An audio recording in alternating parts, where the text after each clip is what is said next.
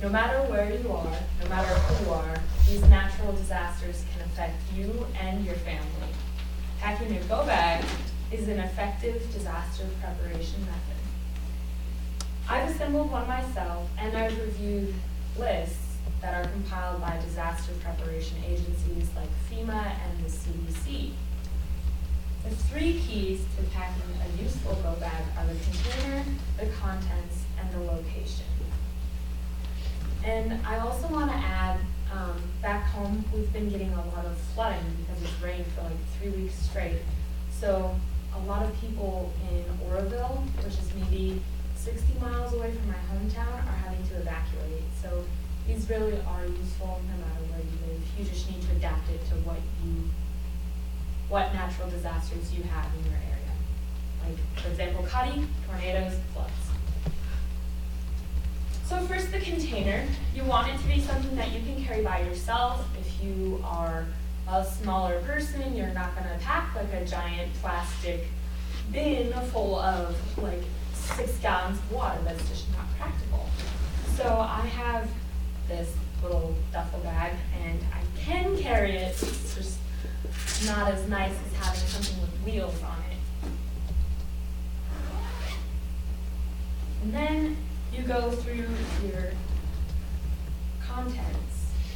So there's lots of lists, like I said, with the CDC and FEMA, and they recommend things like non-perishable food items, enough to feed you for probably 3 days. This is not like the kind of go bag you would want in your house. This is a small one for like tornado drills or like fire drills that you could just not be super hungry if you had to wait for a few hours down your basement. It's not comprehensive like the ones on the list. So if you want, later I can tell you where to find those lists. But it has a change of clothes and some different toiletries. It has a first aid kit for 1 or 2 people.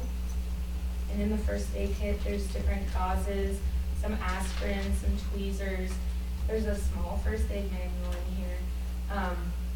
It doesn't hurt to get certified in first aid or CPR, and usually your Red Cross or fire department puts those on, or some people need them to like work. I have 2 little pots to boil water, and about 6 cans of pineapple juice.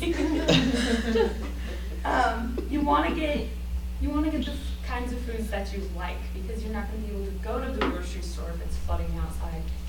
Like if you ate cranberry juice, that's not what you want to pack to drink for 3 days. This is a plastic tarp and duct tape in case you have to shelter in place. And then if you have medication like contacts or prescription glasses, you want to pack that as well. And you need to adapt it. You need to adapt the contents of your bag for your specific situation. Flashlight, backup glasses, batteries. That's just more pineapple juice. Plastic bag for trash. And then on the side, some snacks, a lighter. These are my school supplies for my next class. A dust mask and more matches. So you can add a lot of stuff in it.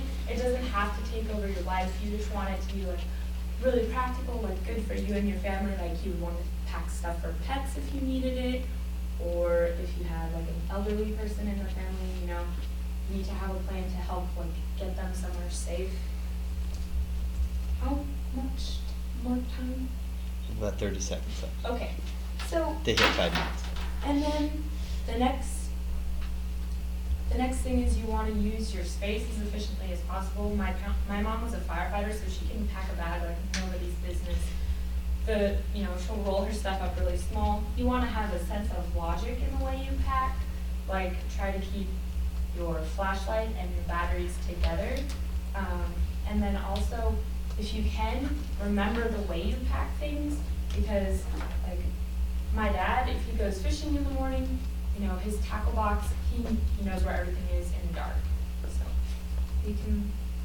that will help you out as well. And then you need to place the container somewhere you can reach it without help. You need to remember that you have it. You need to adjust the items in it. Don't let anything expire, especially if it's a prescription medicine. And replace the items when you need to. And don't tell other people where it is, okay? That seems odd, but if there's an emergency and everyone's freaking out, you don't want them to take the bag that your family got ready, especially if you have like money or important documents in it. You can't stop a natural disaster, but you can make your family and yourself ready to evacuate quickly and comfortably. Thank you. All right. Very good. But at the end of our speeches, if you want to ask questions, you are welcome to ask questions. This is kind of fun. I like to put the speakers, this is kind of on their toes, to see, if they have any questions. So go ahead while I'm wrapping up here and and you can continue to pack while they have questions. And Does so, that count for time or not? what's that? Does that count for time? No, it does not count for time. This is just kind of for fun if you have addition, because sometimes they're going to tell a story and they're going to leave out a key detail. And you're like, well, wait a minute, what about? So this is a really good, the Q&A time is a whole kind of skill set in itself. So any questions? No, you did so well, I guess nobody has.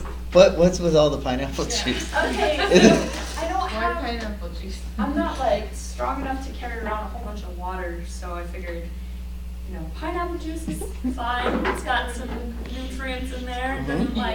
It doesn't really expire. And you could just buy water purification tablets, but you can also be really cheap and buy pineapple juice. Yep. Okay. Have you ever had to use one to go back? I haven't had to use it. A couple years ago, there was a